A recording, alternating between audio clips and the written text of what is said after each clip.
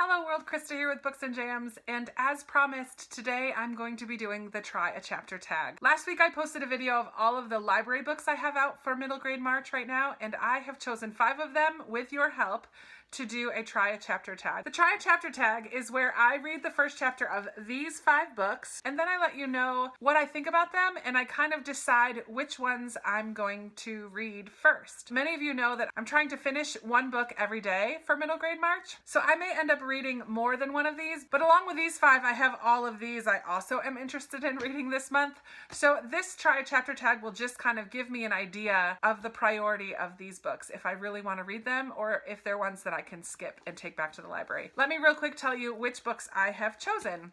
And thank you for those of you who gave me ideas and which ones you wanted to see in the comments of last week's video. So the first one I have is the one that I'm the most nervous about, and that is Furthermore by Tahira Mafi. I started her Shatter Me series. Well, I didn't start the series. I just started the first book, and I only made it about 3 pages in.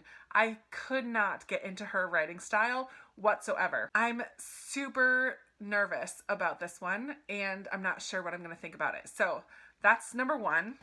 Number 2 is another one that was very popular on BookTube when it first came out, and that is Serafina and the Black Coat by Robert Beatty. And I don't typically go for books that are overhyped, or super hyped, I should say, because I don't know if it's overhyped. I'm not sure if it's going to be up my alley, but I'm willing to give it a try. The third one that I'm going to give a chance to today is Amina's Voice, and this is by Henna Khan. The fourth one is Lucky Broken Girl by Ruth Behar. And the fifth is Orphan Island. Now this one was on my definitely gonna read it pile at first, but then someone in the comments said that this one was very disappointing to them. And so I'm like, oh, I better put that in Try a Chapter tag in case it's something that I end up not liking that much. So those are the 5 that I'm going to give a chapter to. I will come back after I read each first chapter and let you know my initial reactions. Okay, well, I finished the first chapter of Furthermore. As I expected, I don't think I'm going to be continuing this book. It's very whimsical, and for me, that is not a good thing.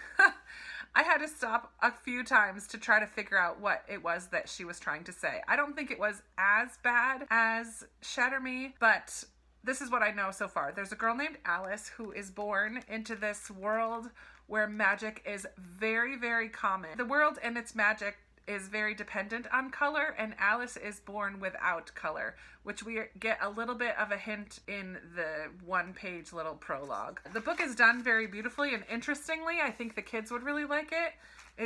And so it begins. There are really no chapter numbers or titles. It kind of just dives right in. Like the sections, I haven't any idea how many chapters are in this book. I feel like kids would really have a fun time with reading this. Keep up, there's no time to waste. I may continue, but as of right now, I'm not that interested. So in the first chapter, this girl Alice is walking home from somewhere. We don't really know where. We just kind of begin to know a little bit of her personality. She eats flowers and can taste the colors of them. It gets dark. Someone calls out, "Hey, who's there?" And she has a lot of fear about this stranger and kind of finds her basket and runs off. A strange beginning. I, again, don't think that Tahira Mafi is the author for me. So I, at this point, don't think that I'll be continuing with Furthermore.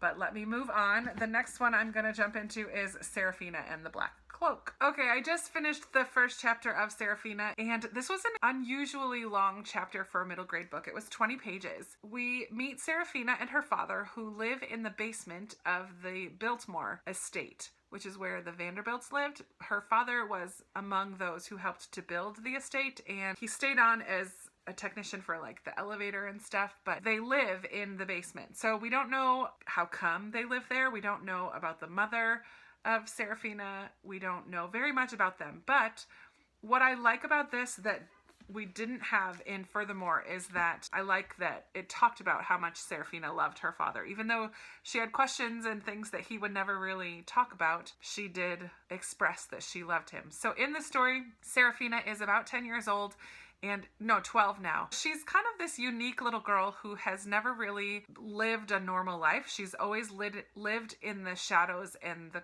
corners of the basement. She's not allowed to let people really see her. So she comes out at night to catch the rats that roam in the kitchens and things like that. So she knows the basement area of the house really well. She knows how to be silent and walk around. She even sneaks into the rest of the house and nobody ever really knows that she's there. So she might be kind of hiding under a bed or in a closet to listen to and observe the goings on of the estate. But then one night, as Serafina is roaming around listening for rats that she can catch, which is kind of gross. There was a whole scene of her catching rats, which I didn't love. But one night while she's out and about, she hears noises and figures out that it's someone walking around and that there's a child being dragged by this man in a black cloak. So she kind of follows them, realizes that this little girl is going to be harmed. And initially, Serafina has all of this courage and she's determined to go and rescue this girl. But as she gets closer to where they are, she is petrified and she kind of watches as this man's black cloak covers over this girl and the girl disappears. It's very dark, very mysterious, but there were elements of it that I really like as well. I think Serafina is going to be an interesting character. I am curious to continue on with this one. Maybe because it was 20 pages. It gave me enough that I really am curious about continuing on. The next one I'm going to jump into is Amina's Voice, and I'll let you know what I think about it in like a second.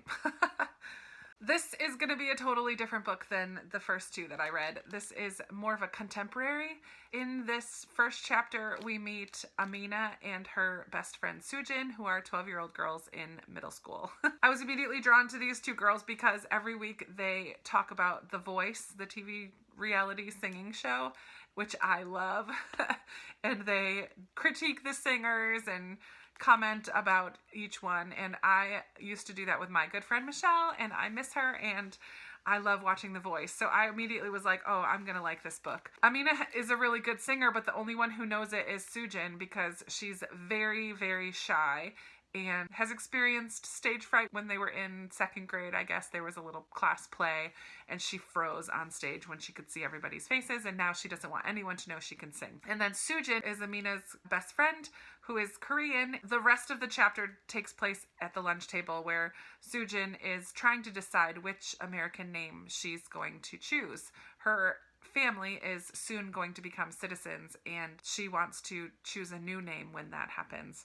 So not very much happens in this chapter. It's not going to be particularly thrilling or exciting, but I know that we haven't really dived into the main plot of the story, which is where somebody vandalizes Amina's mosque where her and her family attend. And I'm sure at some point Amina is going to sing and use her voice to kind of speak out against that wrongdoing. We didn't get into any of that in the first chapter, but I'm sure I'll read this one this month. It's number 1, very short. Number 2, they like the voice. And number 3, it has some diversity in it. And I am excited to continue.